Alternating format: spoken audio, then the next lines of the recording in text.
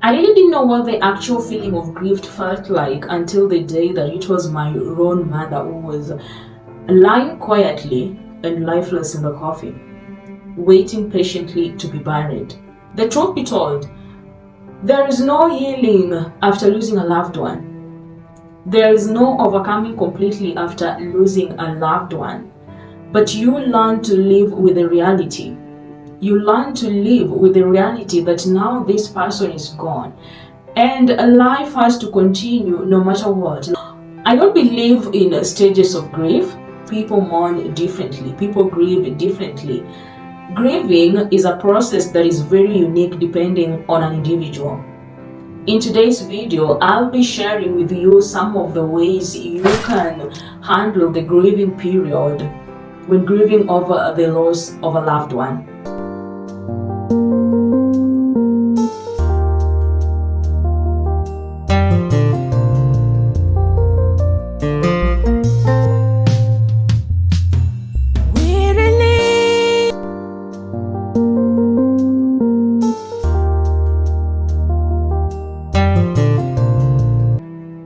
What's up, everyone is having a fantastic time. Welcome back to my YouTube channel. My name is Lillian, and today, as the title of our video already suggests, we'll be discussing some of the ways to handle the grieving period.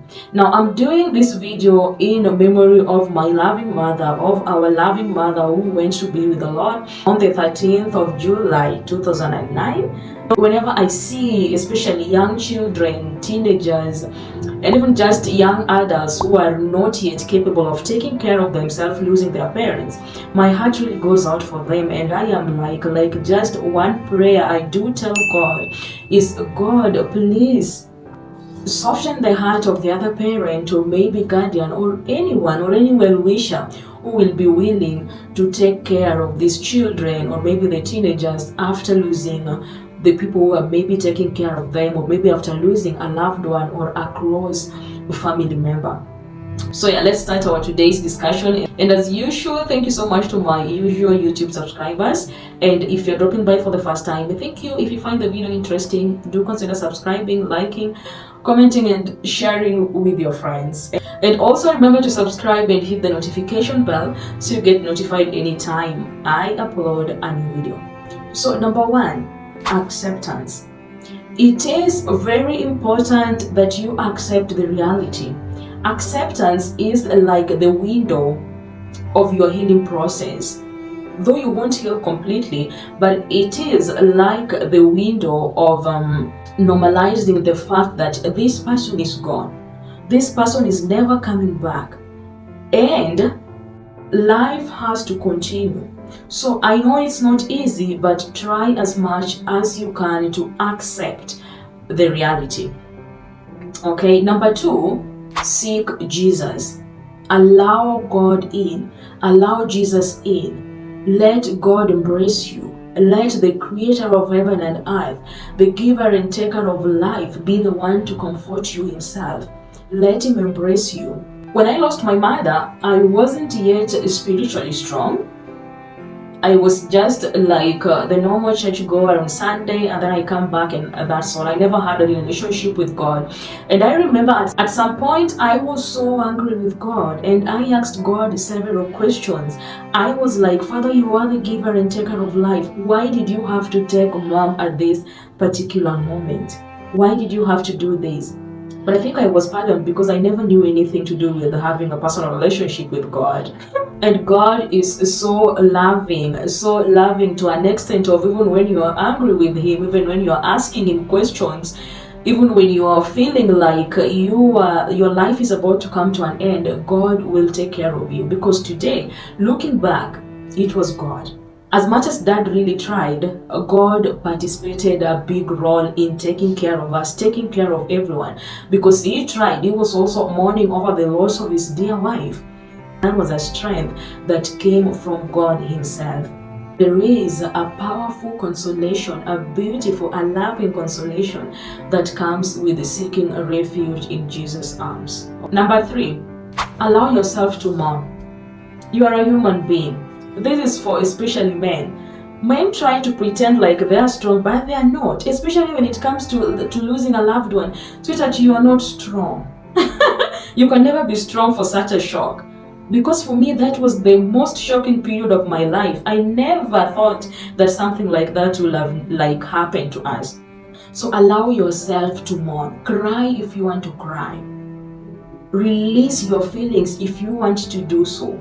Don't suppress your feelings. Let them out. It helps you learn to live with the reality, with the fact that that person is gone and never coming back. Number 4, allow people who care about you in. This can be friends, close family members, relatives, or just people you trust. Allow them in. Let them help you. Let them mourn with you too as well. Let them embrace you. When you feel like you are loved, you have people around you, you have people who are actually fighting to take care of you, it is so easy to come to terms with the reality and accept the situation as it is. Don't let this period turn you into a monster. Sorry to use this harsh term. Don't let this period turn you away from people who really care about you. Don't give them a hard time. This is something that I will say all the time, that I thank God for that. Dad was also mourning. My father was also mourning.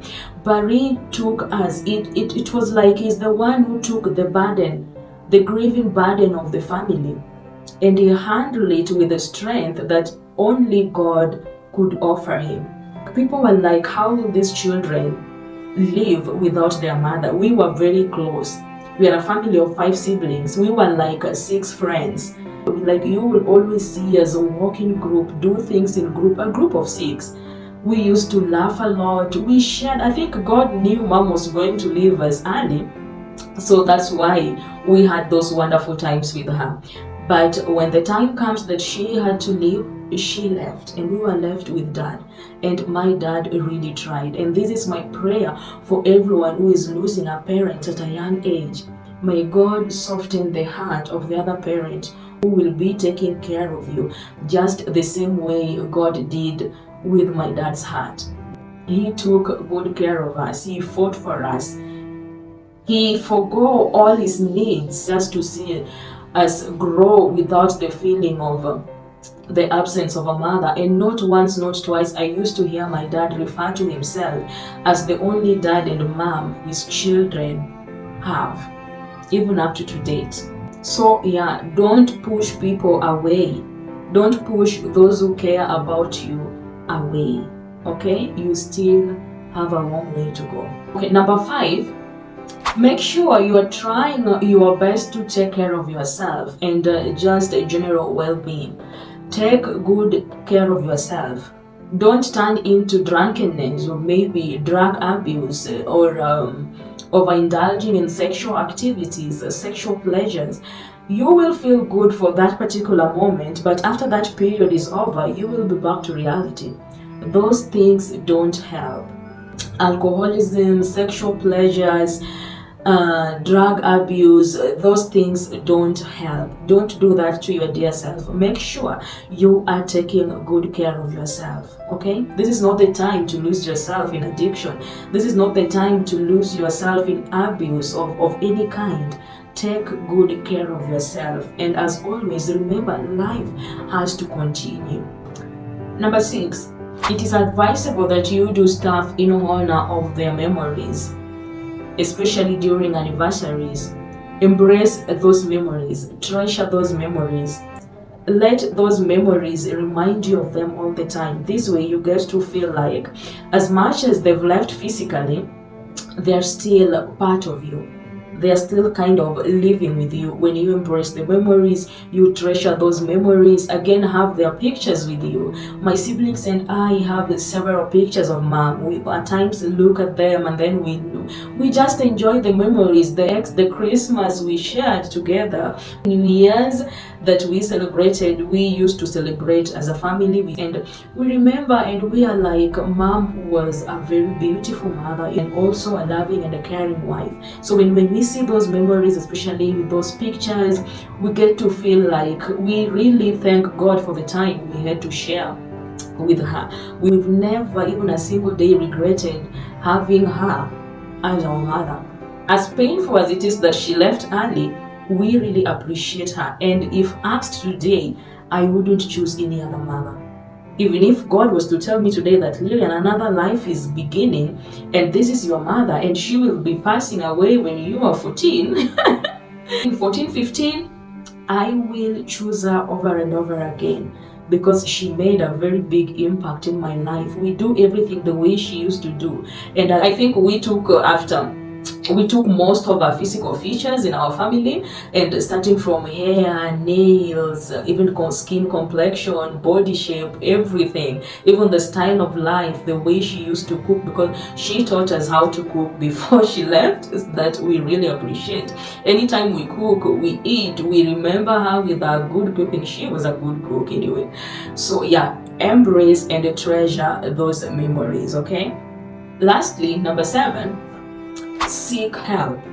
Especially if any other thing is not working for you, seek help. You are a human being. What you are going through is normal. I thank God that we didn't get to this point. I've never seen anyone in our family seeking help over the loss of mom, which I really thank God for. But grieving depends on individuals. We are very unique. So if you are finding it so difficult moving on with your life, if you are finding it so difficult accepting the reality, sweetheart, please seek help.